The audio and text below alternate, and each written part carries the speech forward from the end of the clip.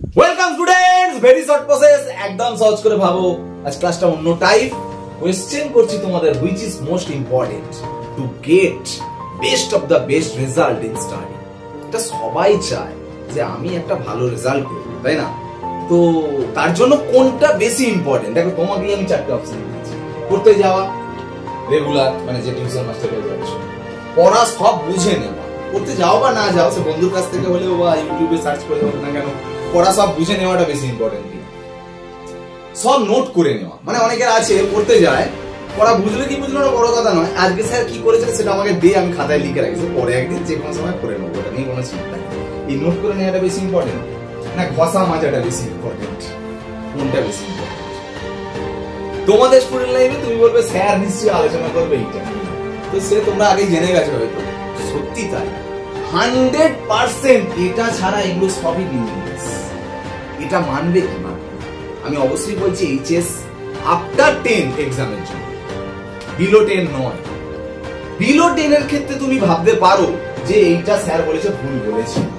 আমি কিন্তু দুটো টাইপের স্টুডেন্টের ক্ষেত্রে কিন্তু এক্সাম্পল দিতে পারি, যারা লাইফে এই পড়াশোনা থেকে একটা ভালো জায়গায় দাঁড়াতে চাইছে, হাইলি এক্সপেক্টেড যাদের, সেরকম কিছু স্টুডেন্ট, আর যারা হয়তো পড়াশোনাটা নিয়ে অত নয় কিন্তু অন্য কিছু তার করার ইচ্ছা আছে, পড়াশোনাটাকে জাস্ট চালিয়ে নিয়ে যেতে চায়, মানে বিলো এক্সপেক্টেড। তো এক্সপেকটেশন বিলো এক্সপেকটেশন, তো সেই রকম স্টুডেন্টদের আমি দুজনদের ক্ষেত্রেই বলছি এক এক করে, মাধ্যমিকের আগে মানে হচ্ছে ক্লাস 10 লেভেলে, সেটা কিন্তু ঘষা মাজাটা বেশি ইম্পর্টেন্ট নয়। কেন? যারা ওভার কনফিডেন্সিয়ালি দেখবে রেজাল্ট ভালো করে ফেলেছো, লাস্ট এক মাসও কিন্তু খেটে তুমি জায়গা রাখবে, কিন্তু সমস্যাটা ওইখানটাই হয়ে যায়। 11-12 সায়েন্সে সবাই একদম নিজে কিন্তু একদম স্ট্যাম্প লাগিয়ে দেয় যে আমি এই লাস্ট এক মাস পরে আমি করে ফেলেছি, কিন্তু আমি 2000% গ্যারান্টি দিচ্ছি, লাস্ট এক মাস কেন, লাস্ট 3 মান্থ দিলেও তুমি কিছু করতে পারবে না। হ্যাঁ, 3 মান্থে অনেক কিছু করা যায়, তার কিছু পার্ট, বেসিক পার্টটা যদি তুমি রক্ষা করো 9 মাসে, তবে 3 মাসে কিছু করা যায়।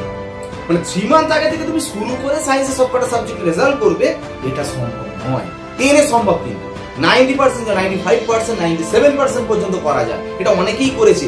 সেই ছেলেদেরকে নিয়ে আমার বেশি ভয়। দেখো, আমি 2000 ছেলে মেয়েকে অ্যানালিসিস করেছি, অনেক ভালো ভালো স্টুডেন্টস আছে, কিন্তু তাদের ক্ষেত্রে ওই যে প্রবলেমসটা, যে একটা স্ট্যাম্প হয়ে গেছে যে আমি ঠিক লাস্ট মিনিটে করে নেব, এটা কিন্তু দেখো, এই যে পড়তে যাওয়ার কথা বলছি, অবশ্যই পড়তে যাবে না তা না, পড়া সব বুঝে নেবে অবশ্যই, প্রচুর সব পড়া বুঝে নেয়, সবাই পড়া বোঝে।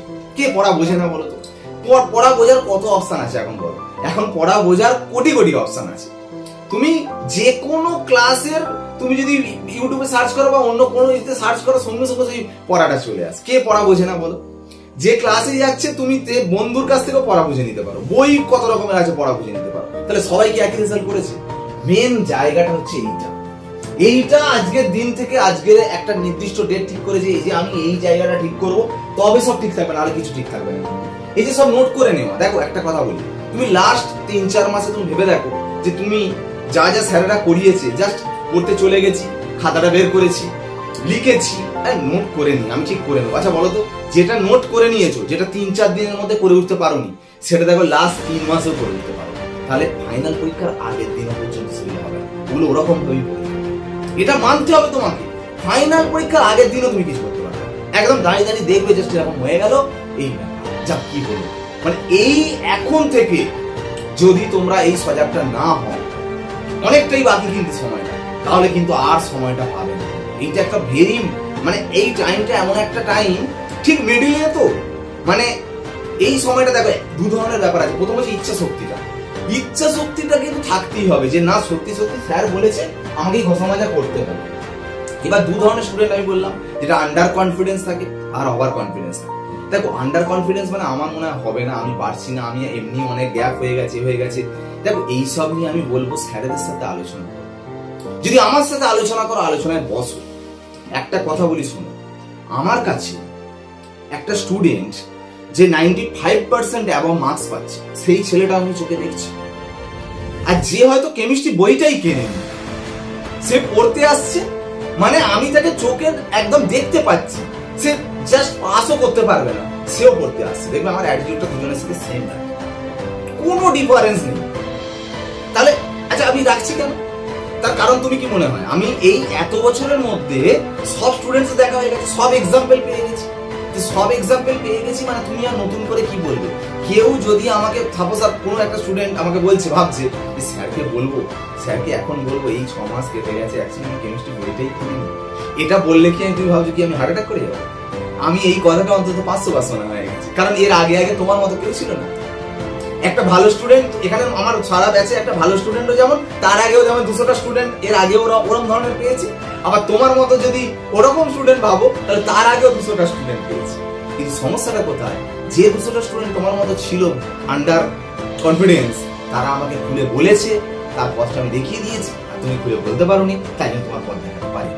তুমি যদি নিজের মনে মনে মনে মনে সবকিছু ভেবে ফেলো তাহলে বেকার। অ্যাকচুয়ালি তোমাকে নিয়ে আমি কি ভাবছি বা তুমি আমাকে নিয়ে কি ভাবছো সেটা যদি না ভরসা করা তাহলে তো কোনোদিনই সম্ভব নয়। ঠিক আছে, একটা কথা মাথায় রাখো, ধরো জাস্ট আমি বলছি যে তুমি মাটিতে হাঁটছো, মাটিতে ধরো বোম ফিট করা আছে, মানে এমন ভাবে বোম ফিট করা আছে সেইখানটায় পা দিলেই কিন্তু সঙ্গে সঙ্গে বোম ব্লাস্ট হয়ে মারা যাবে। তার আগে ধরো 7-8 জন বেরিয়ে গেছে, মানে কেউ কেউ মারা গেছে, কেউ কেউ আবার বেরিয়ে গেছে, তুমি কিভাবে যাবে বলো? দেখবে পায়ের ছাপটা এমন জায়গায় পড়েছে যে জায়গাটা পা দিতে বোম ব্লাস্ট হয়, কারণ ওই জায়গাটা বোম বসানো। তাহলে মাস্টারকে তুমি সেইভাবে চয়েস করছো যে এত বছরের এক্সপিরিয়েন্স, কিন্তু আমি নয়, সমস্ত সাবজেক্টের কথা বলছি, যারা তোমার মতো এক্সাম্পল অনেক স্টুডেন্ট তৈরি করে ফেলেছে, তারা তোমার পুঙ্খানুপুঙ্খ তোমার সমস্ত প্রবলেমস গুলো সলভ করে, মানে আমি বলতে চাইছি যে আমরা ওই পথ দিয়ে হেঁটে গেছি, আমার পায়ের ছাপে তোমার পায়ের ছাপ। আমার ক্ষেত্রে আমার একটা আইডিয়াল আছে, আমারও সেই আইডিয়ালের জন্য আমি আজকে এই জায়গায়। তাহলে আমাকে ধরে আবার তোমাকে ওইভাবে যেতে হবে, তুমি আবার ওই রাস্তা দিয়ে ধরে আমার মতো কেন, আমার থেকে আরো বড় জায়গায় পৌঁছে যাবে, সেদিন মনে করবে যে সত্যি সত্যি একজনকে এরকম দরকার। বুঝে গেল? তাহলে আজকের ব্যাপারটা কিন্তু খুব গুরুত্বপূর্ণ যে এই সময়টা কিন্তু অনেকেই ভেঙে পড়ে, এই সময়টা যেন কিরকম অগোছালো ভাব তৈরি হয়ে যায়, যে না কি হবে এই তৈরি এত একটু পরে কিন্তু এর পর থেকে কিন্তু সবাই এক্সাম নেওয়া স্টার্ট করে দেবে। তো এই জায়গাটা রক্ষা করো, সমাজে স্টার্ট করে দাও, যে অবস্থাতেই থাকো না কেন একটা চ্যাপ্টার রয়েছে সেখান থেকে শুরু করে দাও, স্টার্ট। অনেকে ভাবছে স্যার স্টার্টটা করবো কি করে, আমাদের কিছুই হয়নি। একটা কথা এইচএস দিতে যাবে, পরীক্ষার আগের দিন তো আমরা দেখে যাবে না, স্টার্ট করতে মানে এখন স্টার্ট করতে ভয় লাগছে, পরীক্ষা যখন এইচএস ঘোষণা করে দেবে 2 দিন আগে থেকে তখন স্টার্ট করবে, তখন কি স্টার্ট করবে তখন আর বলতে লাগে না, তখন যা দেখছো সেটাই। অনেক আরে বইটা খোলো, যা দেখতে পাচ্ছ সেই চোখটা যেটা দেখছে সেটাই পড়ো, এরকম করতে করতে সিস্টেমে চলে আসবে। এখন ওরকম ভাবে কি করলে হবে না ওরকম করতে যেও না, সিস্টেমে ঢোকো, অটোমেটিক হয়ে যাবে। বুঝা গেল? তো এটা বারবার করে বলছি, এখন থেকে ঘষা মাজার উপর জোর দাও, বারবার বলছি যা পড়ছো বারবার চর্চা করতে হবে, যে পড়াটা স্যার পড়াচ্ছে সেটা নিয়ে প্রতিদিন অভ্যাস করো, তাহলে কিন্তু দুর্দান্ত রেজাল্ট হবে।